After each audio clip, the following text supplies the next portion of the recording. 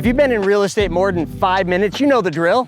You find the perfect deal, but your bank account's not looking so perfect at that moment. That's the problem. Either your cash is tied up in another property or your lender's dragging their feet.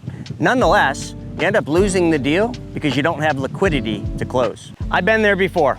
Man, it's frustrating watching deals slip through your fingers when everybody else is getting them. But what if you had your own private funding source? One that you control, one that's always growing, even when you use it to fund your deals. That's what today's video is all about, creating a private banking system that's designed for real estate. I'll walk you through how to set it up. I'll show you why it works, and I'm gonna show you how we're gonna use this for your real estate deal so you never have to worry about cash flow or liquidity again. Let's dive in. I get asked all the time, what is the best design for an infinite banking policy to use for real estate?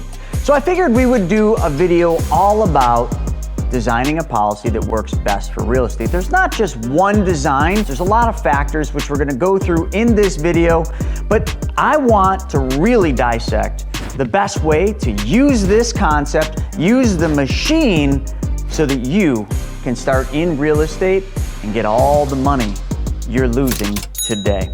So the time is now for you to learn how to use the infinite banking concepts for real estate. My name's Chris Naugle, and this is What Now, What's Next. See you on the inside.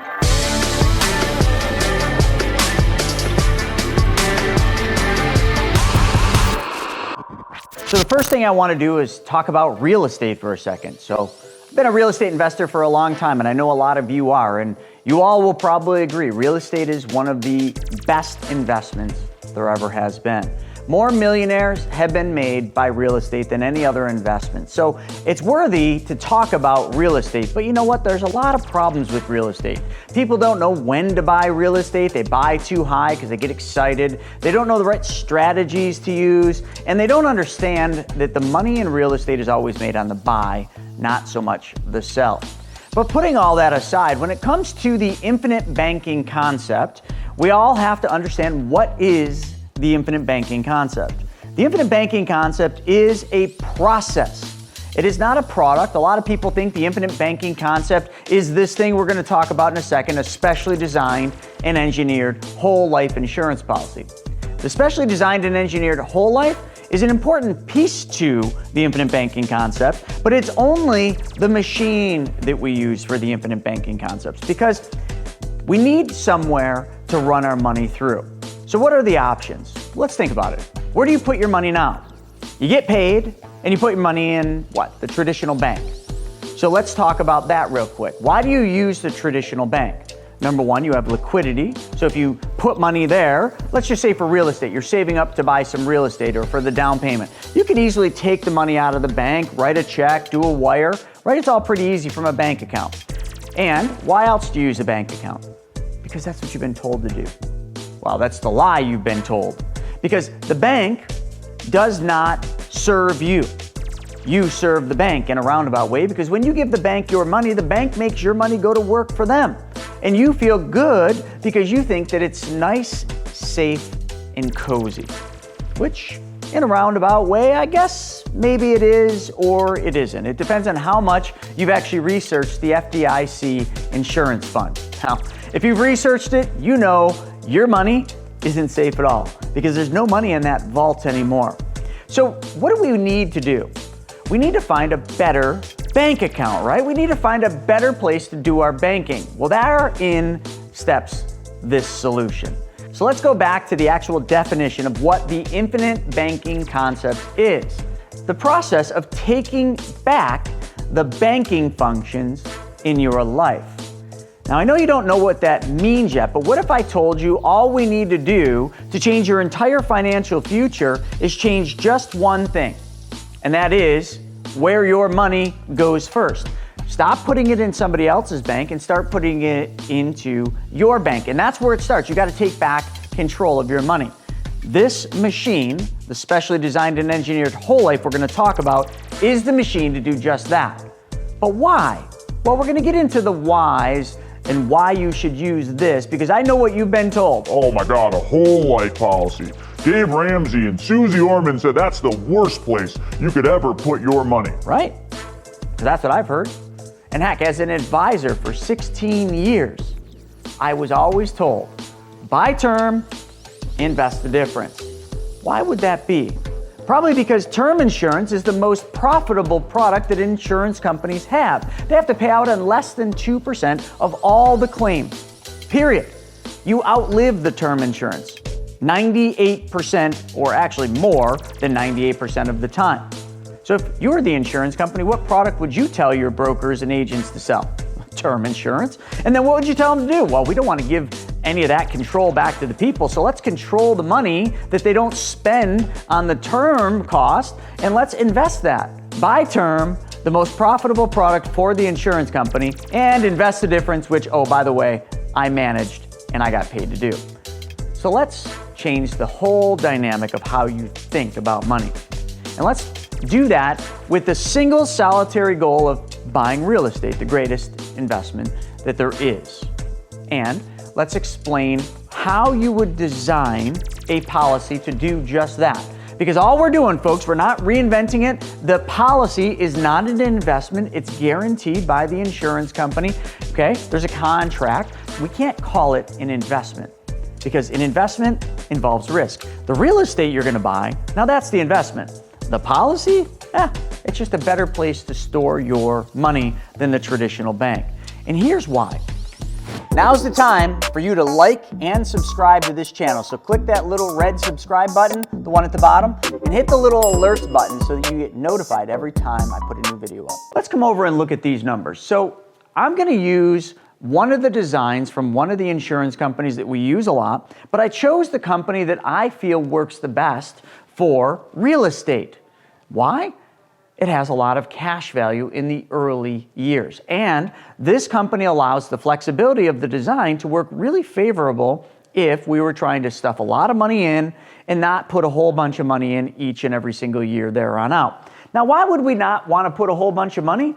Well, if you're a real estate investor, your livelihood comes with cash flow.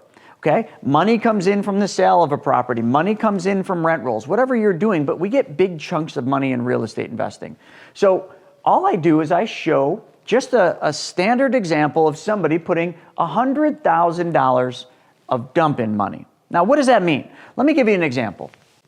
A dump-in would be you've got 100 grand sitting in the bank account. Let's just pretend that 100 grand is in your right pocket. Okay? And then you hear about this better place where that 100 grand could go, where it pays you a much higher guaranteed interest rate, plus it pays you dividends every year, plus it's tax-free growth. Now that's way better than a bank account. So you hear about this and you say, hey, I got 100 grand that I'm going to use for my next real estate deal. How about I change one thing and I take it out of my right pocket and I put it in my left pocket. My left pocket is the dump-in into the specially designed and engineered whole life. I just want you to understand that that's the dump-in.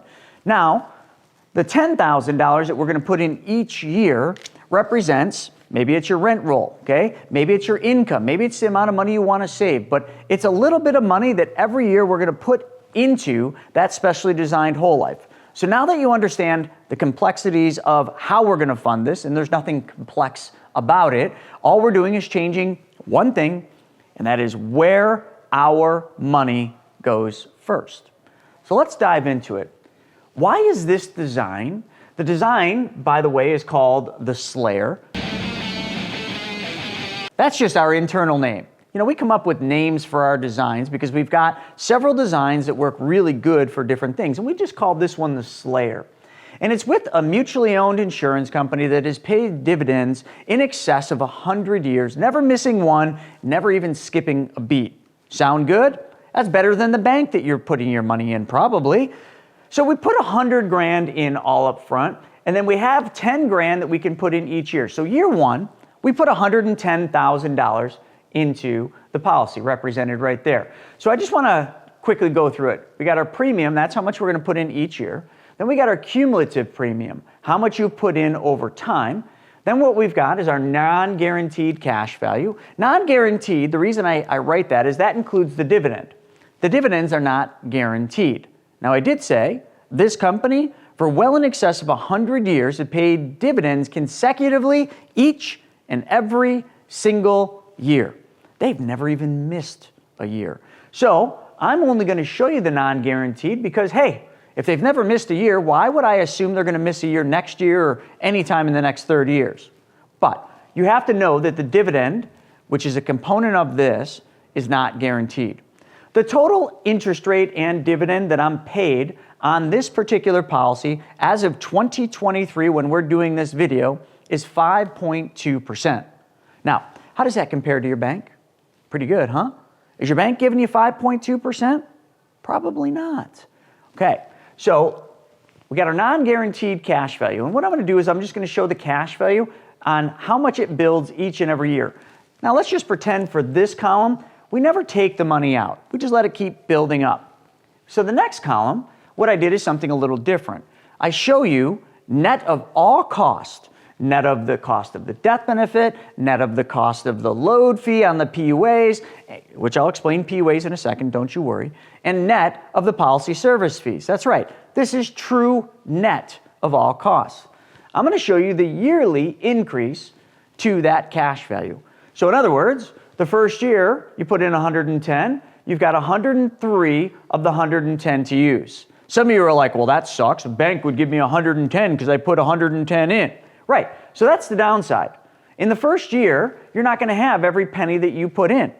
Oh, boo-hoo, I know. So just stick with this because you're going to understand why that's not really such a big deal. Because when you understand compound interest, you're going to understand how this thing is way better than any bank account you'll ever find.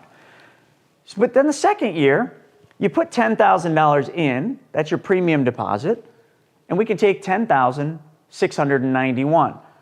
Now, do you notice that that $691, that's more than what you put in? Well, that's right, because you're compounding on $110,000, and now you're compounding on $120,000. So yeah, you got $691 that was your gain that year, which represents a cash-on-cash return. The cash-on-cash return is 6.9%.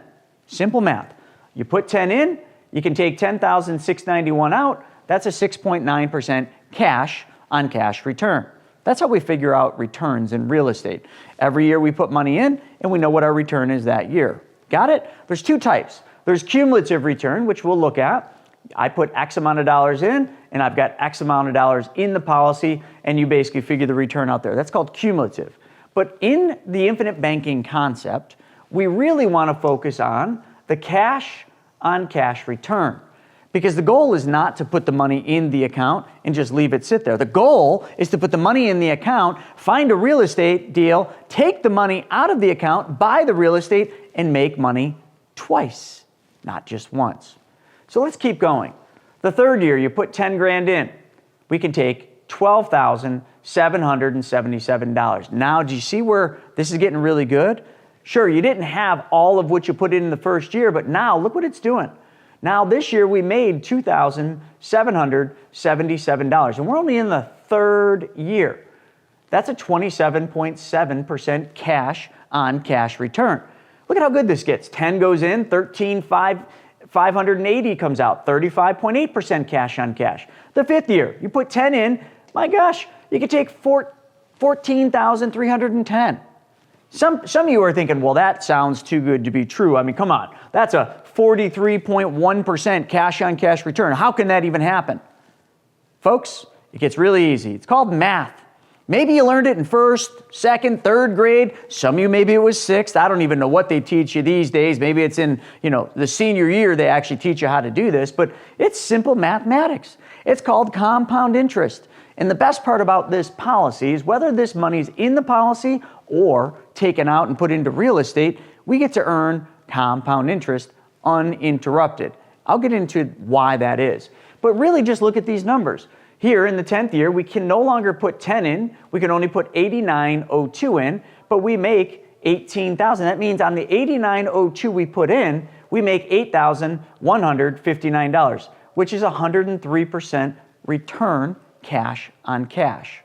And I know you're getting sick of the numbers, but the 15th year you put in only $3,500. That's right, you can't continue to put any more than $3,500 in. But look at this. we take out 16,000. So if you subtract the 16 from the 35, you made only 360% that year. It just gets better and better, folks, but that's because of compound interest. Every year you're earning interest. Every year you're earning dividends. And every year you're earning interest and dividends on the interest and dividends from the prior 2, 4, 10, 15, 20, 30 years. That's how this works. So this is a better place to store your capital. So now, if you're really asking yourself, well, what's the downside? Well, the downside we already hit. The downside is in the first year you put 110 in and you only have 103,661 you can take out. That's 94%. You lost money. That's right. You lost money, but what did you get for that loss? Well, you see, if you were to die in the first year, your beneficiaries, okay, whoever you put down as your beneficiary, would get $1.934 million. $1,934,982 would be paid out tax-free to your beneficiary, your wife, your children. Well, you can't leave it to your cat or dog, but you get the drift. So why did you lose? Because you've got a death benefit, folks, and this is a very important piece to this. Now, the death benefit is made up of two things. Mr. Dave Ramsey should send us a thank you letter because we do use term insurance. Dave, listen, buddy, we know you love your cheap term insurance, and so do we. We used $1.525 million worth of term insurance in this design. Why? Well, because the term was cheaper death benefit than the whole life death benefit. That's right. We only put $141,000 of whole life death benefit called your base. Okay? This whole life death benefit of 141 is called base. And I just want to kind of clarify that right now. So your base, which represents 35% in the Slayer design of your $10,000, your base, which is the death benefit hybrid, is 141. That's right. The rest is term insurance. Yes, Dave. Yes, we did it. Okay. Now, where does the rest of the money go? It goes into what's called a paid up additions rider. I want you to think of this as like each year, we're going to put 55%. It's actually 65 in the design, but we lose 10% because we got to pay for that pesky cheap term. That term insurance is costing us $1,098. That's a true cost. You're literally losing $1,098 every year for this $1.9 million term rider. But the good news is we only keep the term rider on for the period of 8 years. After the 8th year, we drop the term. We don't need it anymore. Your death benefit drops significantly, but now we don't have to pay the insurance company $1,098. So this thing gets really efficient. So the PUA is what makes this thing really hum. This is where all that early cash value comes from. I want you to think of the PUA as if we were to just draw a picture here really quick, if you could just let me do my art skills, of a rocket ship. I want you to picture of a SpaceX rocket. Right, here we go. There's your rocket, and these are your boosters. So is that what a rocket looks like when it's sitting on the tarmac there waiting to take off? No. It's got these big booster rockets on the sides, doesn't it? Yeah, the booster rockets. These are paid up additions. And we're going to put these paid up additions on the policy for a period of no more than 10 years. Because when this thing blasts off into space, the paid up additions are what give us all this early cash value. But as we get off into space, we no longer need these. Just like the SpaceX rocket, when it gets into orbit, it drops these rockets, these booster rockets, they come off. And then he floats these things down to the ocean and lands them. Now, we're not going to float them down. We're just going to get rid of them, okay? We don't need these anymore because now the base of your policy, which is roughly 35% in this one, right here, is the most efficient, and that's what all this growth is. So you can see here, this is 10 year to 15 year, but after the 10th year, we drop the PUAs, and after the 8th year, we drop the term. Hence, why this drops from 10 to 89, and then in the 10th year, why it drops from 89 to 3,500. You can see if we did it from a percentage, we drop 55% in the 10th year, and we drop roughly 10% in the 8th year, which is the term rider. Is that too many numbers for you? You're probably saying, well, why is this the best for real estate? We're going to get into that in just a second, but I wanted to explain all these things so you know how we design these. Because a lot of people say, oh, the best design out there is 90%, the most amount to the paid up additions and the least to the base. If I designed this 90-10, this policy would have met, which means all these beautiful gains, all of these wonderful gains that we just talked about, yep, you'd have to pay tax on all of them. So to not pay tax, we have to design this very strategically to fit into the MEC rules. It's called the MEC 7-pay rule. And this is just an IRS rule of how much death benefit we need for how much premium we're putting in. A 90-10 would never work for this particular design. So now what we're going to do is we're going to buy some real estate. Pay attention, this is where the fun stuff really kicks in. We want to buy ourselves a little bit of real estate, all right? So let's just, I don't know, let's just say you found yourself a real estate deal and you need 100 grand. I don't know, I know that's tough, but just imagine you live in the east side of Buffalo, New York, and you found yourself a really sweet deal, kind of a slumlord kind of place at 100 grand, but you found one. Great. So we put 110 in, and we have 103 we can use. So now what we're going to do is we're going to then take 100,000 from here, okay? So we're going to take 100 grand, and we're going to come over here, and we're going to buy this property for 100,000 bucks. Got it? Now, if we took 100,000 from 103, how much is left? Some of you are looking at it saying, let's see, with that math class, let's see, 103, 661 minus 100. Oh, 3,661's left. Right, that's how much would be left in your traditional bank account, right? But you see, in this policy, when we take 100,000, we're not even taking our money.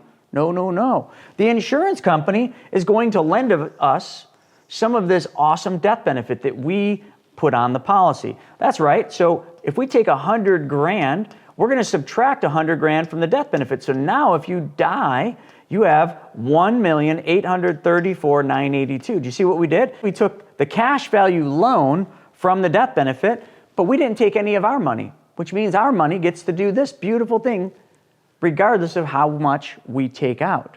Now you really feel like you found the fountain of wealth, right? You literally found a way to save money and use money at the same time without affecting any of the interest and dividends.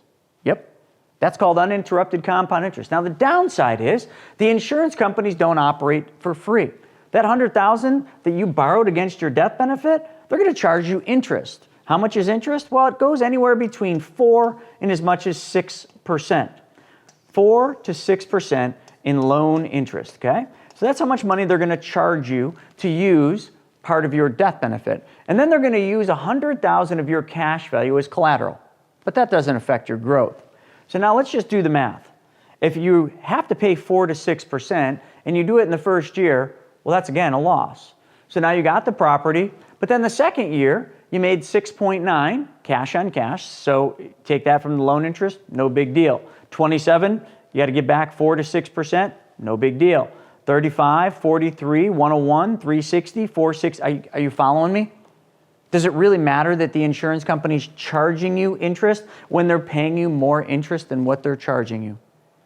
I hope you understand that, because if you don't, rewind and watch this whole thing again. Remember, our money is still earning interest and dividends, uninterrupted, which is why our money grows, and which is why right here I circled it, the fourth year, the amount we put in, 140, and the amount we have, we've now made more than what we put in. And we will never go backwards. It took 4 years to have a cumulative positive return, okay? And here we made $709 in 4 years. Some people would say that that's crappy. But wait a second. You got to use the money every single year to go out and make more money without interrupting any of this. And now for the rest of your life, you get to earn interest on that money. Look at this. 150, you got 155, 196, 238. I mean, how far down the 30 years you put in 266 and you got 650 and you got to use all of that money without interrupting the interest? Now do you see why the wealthy use this? Now do you see why you should use this to buy real estate? Because if you do, you're making money twice. So that real estate deal that we bought over here, let's go to the next page and let's have some fun. All right? So remember, we bought that awesome slumlord piece of real estate in the east side of Buffalo, and we paid, you probably got a broken window too, I'm just saying, You paid $100,000 for this, and this thing, even though you paid 100 grand, you rent it out for $1,000. Not too shabby. So the $100,000, that came from a loan from your life insurance, right? From your specially designed whole life. That's what this 100 grand was. And now, here's where the infinite banking concept kicks in. We've only talked about the machine, which is the whole life. But now let's talk about what we need to do next. I want to reiterate the numbers. You see how good these numbers are? Wouldn't these numbers be even better if you actually took whatever money you make on your awesome real estate deal? This is your rental, okay? And if you take this 1,000, now you might have to live on that. So let's just figure out, I don't know, how I would do it is I would figure out a return on the 100,000. I would charge probably 6%. So 6% on $100,000, well, what is that? $6,000 a year, $500 a month, okay? Give or take. So now we've got $500 net. This is how much money we get to go do whatever we want. But I wouldn't do whatever I want. I would take this money, okay? I would take all of this money, the full 1,000, but you can do whatever you want. And I would take that money and I would put that money back to repay the loan. Because every time I send the net, the 500 or the full $1,000 back to my policy to repay the loan, that money's mine to use again. Whether it's 500 a month or 1,000 a month, that's rental. You didn't have to work any harder for that. That's your property that you just bought with your policy, earning rental income, making a net of $500, and you're recapturing the 500, which means every single month, $500 is back in your account, available to be used, and you're paying less interest on that. This policy design works incredibly well for real estate because the simple fact that the policy has extremely high cash value in the first year, 94%. So this works incredibly well for buying real estate. Any design in the infinite banking space will work for buying real estate. This one just happens to be what I feel is the best design, short-term and long-term. Now, the other thing people are always saying to me, and I'm going to finish with this, they're always saying to me, well, why would I keep putting premiums in this? Isn't that stupid? Do I have to keep, when can I stop making premium payments? Okay, let's just cover that really quick, because that's kind of like a swear word to me, because the thing I'm not quite understanding is, let's just say you could stop putting money in anytime after the 10th year. Let's just do the math. So year 10, you got to put $89.02 into the policy in premium. And you're like, I don't want to do that anymore. Great, you can stop paying. You can stop putting that $89.02 in premium deposits in. However, that $89.02 generated $18,159. Now, can you just grab your calculator and do this with me? Because I want to just make sure I'm not crazy in thinking this. So if we take right here, we take $18,159, 18,159, okay? And we subtract the premium we put in, $8,002. That means we made a net of $9,257, okay? You guys follow me. All I did is I subtracted the yearly cash value growth from the premium I put in. So hold on a second. You want to stop putting money in the policy? Great. Are you crazy? Seriously, like, are you not doing the math? Because if you put $8,902 in, you get to take out $9,257 in gain, net of cost of insurance, net of policy service fee, net of all costs. Your $8,902 grows by $18,159. Why in the world? Matter of fact, how about this? How about I lend you the $8,902 because you don't want to make the premium. I'll lend it to you. I'll collateralize it with your policy and a collateral assignment. And then all I'm going to do is I'm just going to say to you, hey, listen, let's just split the gain. That's right. Let's just split the gain. So I paid your premium for you, which I technically can't, but I'm just saying, let's just split the gain, divided by 2. I just made $4,628.50 by loaning you $8,902. So let's figure out what my return was. I made 52% on my money in a year or less. Folks, sign me up. How many of you want me to pay your premium payments? Because I'll do it. And then you're just going to split the gain that year with me. Now do you understand why you would never ever stop making premium deposits? You'd actually have to, I think, truly, if you wanted to stop making premium payments and you didn't understand what we just did there, I would go get evaluated for psychiatric help.